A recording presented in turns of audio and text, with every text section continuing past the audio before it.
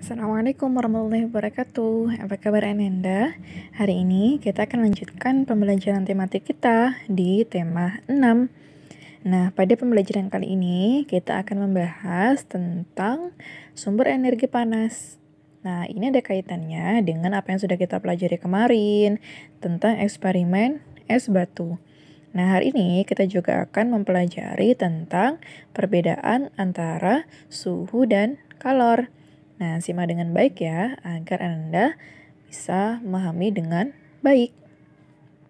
Nah, kita awali dengan sumber energi panas. Apa sih sumber energi panas itu? Sumber energi panas adalah benda yang dapat menghasilkan energi panas. Nah, kalau kemarin kita mencairkan es batu, dengan apa energinya? Sumber energinya adalah matahari. Tapi ternyata selain matahari ada juga api, gosokan tangan, atau panas bumi. Nah, kita akan bahas satu persatu. Yang pertama, sumber energi panas matahari. Nah, sumber energi panas matahari ini merupakan sumber energi terbesar yang ada di bumi. Manfaatnya apa saja? Banyak ya. Bisa untuk menerangi bumi sehingga udara di bumi menjadi hangat. Kemudian mengeringkan padi setelah dipanen, mengeringkan garam, ikan asin, dan juga mengeringkan pakaian basah. Yang kedua, sumber energi panas berupa api. Nah, api ini yang sering juga kita temui ya ketika memasak di dapur. Api juga bisa dihasilkan jika ada bahan bakar panas, oksigen, dan gesekan satu benda dengan benda yang lainnya. Contohnya apa? Misalnya korek api. Manfaatnya jelas ya untuk memasak atau mungkin juga untuk menjalankan sebuah mesin. Sumber energi panas yang ketiga, gesekan antara dua benda. Nah, energi panas dapat dihasilkan ketika terjadi gesekan antara dua benda. Nah, yang pertama misalnya gesekan antara kedua tangan. Coba Ananda lakukan gesekan antara kedua tangan, pasti akan terasa hangat. Atau yang kedua, gesekan antara mistar dengan kain kering. Nanti lama-kelamaan pasti juga akan menyebabkan rasa hangat ya. Nah, itu menandakan bahwa ternyata gesekan antara dua benda itu bisa menghasilkan sumber energi panas. Yang selanjutnya adalah panas bumi. Nah, panas bumi adalah salah satu komponen sumber energi yang berasal dari dalam inti atom bumi. Nah, panas bumi ini merupakan sumber energi panas yang terkandung di dalam air panas, uap air, dan batuan bersama mineral. Manfaatnya adalah sebagai pembangkit tenaga yang menggantikan penggunaan energi fosil.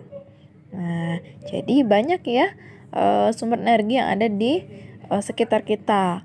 Nah, sekarang kita lihat apa sih perbedaan suhu dan kalor itu. Nah, coba simak dengan baik. Ketika sebatang logam dipanaskan dengan api, batang logam tersebut mendapatkan energi panas dari api. Energi panas membuat batang logam tersebut menjadi panas. Ketika batang logam tersebut panas, suhunya meningkat. Ketika batang logam menjadi dingin, suhunya turun. Nah, kira-kira sudah bisa membedakan belum antara suhu dan kalor? Jadi, dari pemanasan tadi, kita bisa melihat nih perbedaan antara suhu dan kalor atau panas.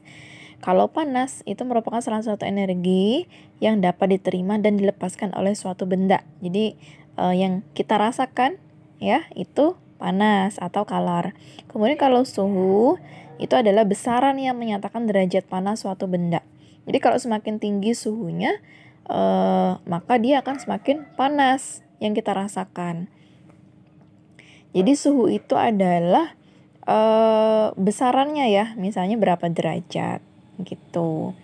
Nah, kemudian perbedaannya lagi kalau panas atau kalor itu satuannya adalah joule atau kalori, sedangkan suhu itu adalah derajat Celcius.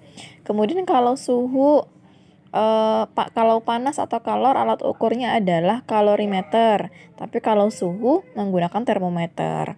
Kemudian kalau panas itu dapat berpindah dari satu benda ke benda lain, tapi kalau suhu tidak bisa berpindah, tapi bisa naik ataupun turun.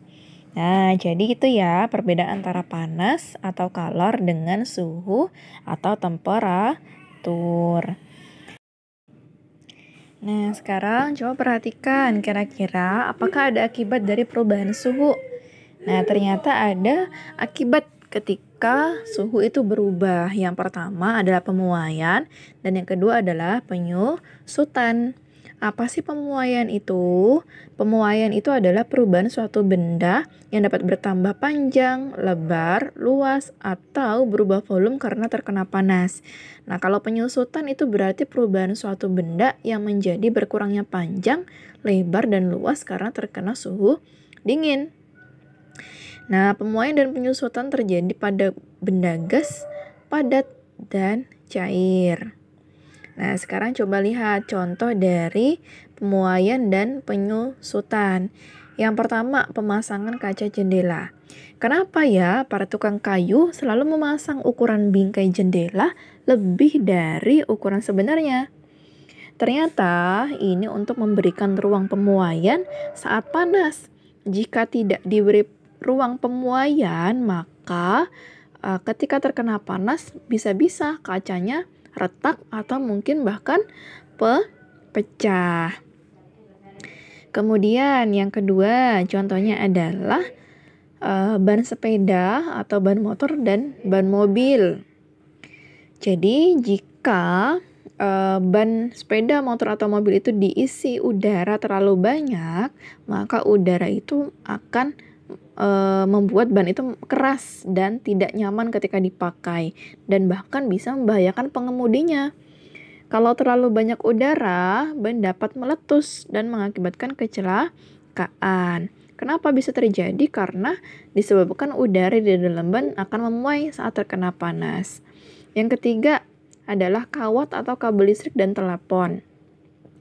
Jadi, kawat atau kabel listrik ini terlihat mengendur, ya.